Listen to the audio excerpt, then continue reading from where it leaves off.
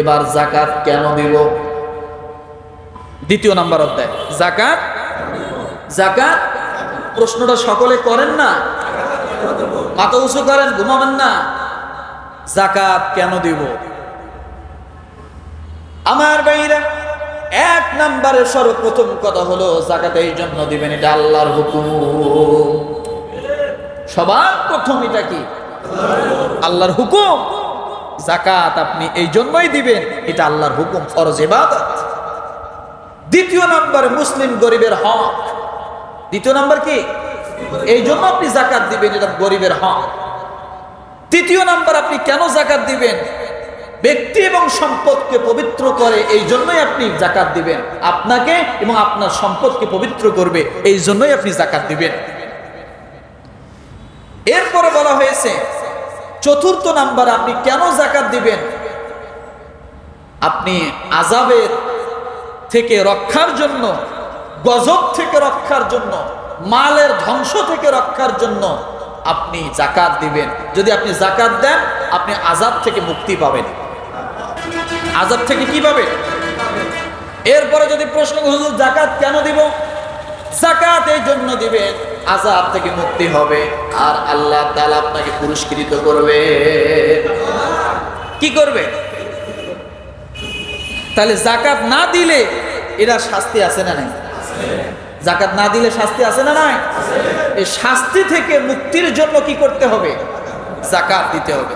রব্বুল আলামিন ডাক দিয়ে বলেন, ইয়া আইয়ুহাল্লাযীনা আমানু ইন্না কাসীরাম মিনাল আহবারি ওয়ার রুহবানি লা ইয়াকুলুনা আমওয়ালান নাসি বিল বাতিলি ওয়া ইয়াসুদ্দুনা আন সাবিলিল্লাহ ওয়াল্লাযীনা ইয়াকনিজুনা আয-যাহাবা ওয়াল ফিদ্দাতা ওয়া লা ইউনফিকুনাহা ফি সাবিলিল্লাহ ফাবাশশিরহুম বিআযাবিন আলীম। যাকাত কেন দিবেন? আল্লাহ তাআলা সূরা তাওবা আয়াত নাম্বার 34, এখানে এই আয়াতটাও আল্লাহ শুরু করছেন ইয়া আইয়ুহাল্লাযীনা আমানু দিয়া। কি দিয়া? জোরে বলেন। আয়াতগুলো ক্যাটাগরি বুঝে যান। আল্লাহ শুরু করলেন ইয়া আইয়ুহাল্লাযীনা আমানু, কিন্তু আল্লাহ শেষ করছেন ফাবাশশিরহুম বিআযাবিন আলীম। কঠিন এক হুঙ্কার দিয়ে আল্লাহ আয়াতটা শেষ করলেন। কি হুঙ্কার জানেন? যারা যাকাত দিবে না তাদেরকে তুমি কঠিন আযাবের সুসংবাদ দাও। কি সংবাদ দাও? কি সংবাদ দাও? শোনেন, দুঃখ সংবাদ এটা হালকা, কিন্তু আযাবের সুসংবাদ যখন বলা হয় তখন এটা আর হালকা থাকে না, এটা ওয়েটের উপর ওয়েট হয়ে যায়।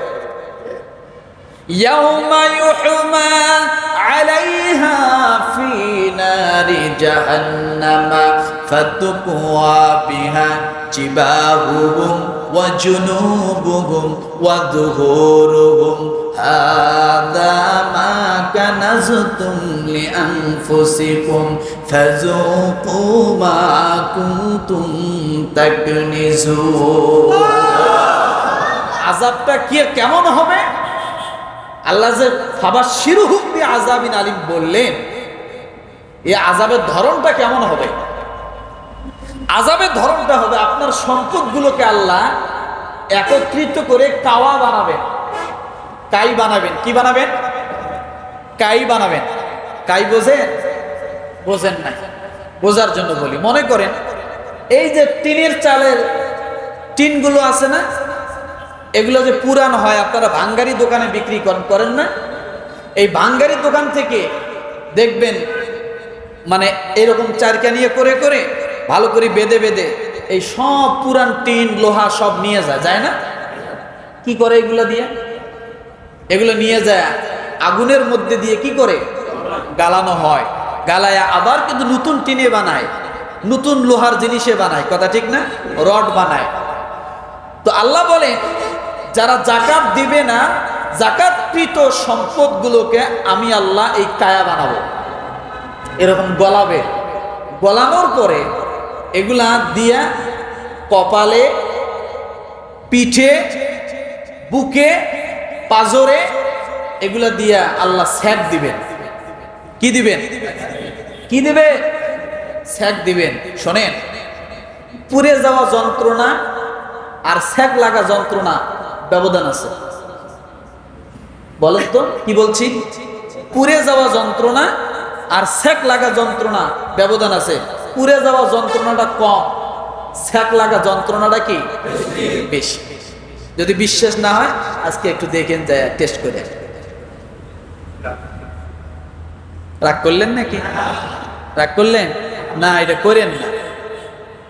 ছ্যাক লাগা যন্ত্রণাটা বেশি, এই জন্য আল্লাহ বলে তাদেরকে ছ্যাক দেওয়া হবে। কোথায় কোথায়? কপালে, পাজরে, পিঠে। এগুলো তোমার সম্পদ, এগুলো তোমার সম্পদ। আর কি করবে? বিশাল আকারে সাপ আকৃতি করে তার গলায় জিঞ্জির পরাইয়া দেওয়া হবে, গলায় পেঁচাইয়া দেওয়া হবে। কোন সূরা? কত নম্বর আয়াত? 34 এবং 35। তাহলে যাকাত দিব? যাকাত দিব? যাকাত কেন দিব? আযাব থেকে মুক্তির জন্য, নিজেকে পবিত্র করার জন্য, সম্পদকে পবিত্র করার জন্য, গরিব মুসলমানকে আত্মনির্ভরশীল করার জন্য, স্বাবলম্বী করার জন্য। মনে থাকবে আমার ভাইরা, এই যাকাত না দেওয়ার শাস্তির কথা আল্লাহ একটা সূরা নাজিল করছে। কয়টা? সূরা হুমাযা। কোন সূরা বলেন তো?